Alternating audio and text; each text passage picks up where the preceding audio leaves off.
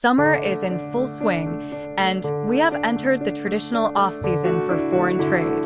Many foreign customers have started their vacations. In previous years, we would slow down the pace and enjoy the rare relaxation, perhaps going on a trip or team building.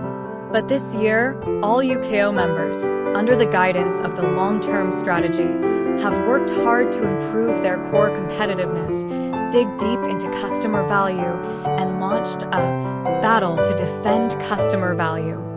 After a year, when we completed customer segmentation, we finally had the energy to focus on a few key customers and enhance their value.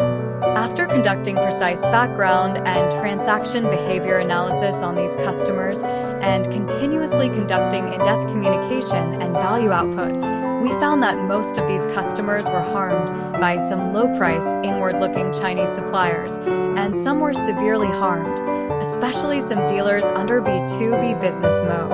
After doing data statistics, we found that about 60% of the market share of our resellers has been occupied by these overachiever kings from China. In the process of communicating with these customers, we are also continuously transmitting strategies to customers, telling them not to get involved in this inevitable battle and to maintain strategic focus.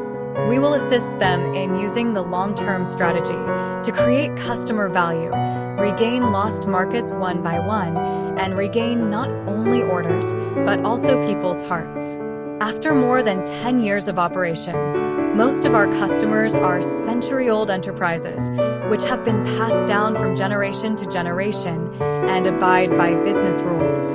For them, running a business is not so much a means of survival as a belief and art. They will enjoy work, life, and tacit cooperation with partners in the process of operation.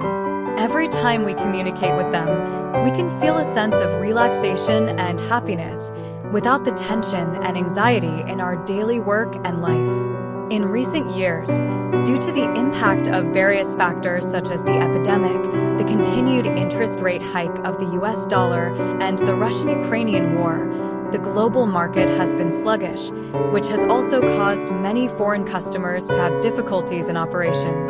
China has entered the second half game as the engine of the global economy. The continued downward trend will also have a huge impact on the global market. The invasion of various industries around the world by the overachiever kings of volume is one of the manifestations. For foreign customers, if it is not forced by the situation, they are disgusted with such a cutthroat business atmosphere. This is also one of the main reasons why developed countries such as Europe and the United States have repeatedly launched trade wars against China.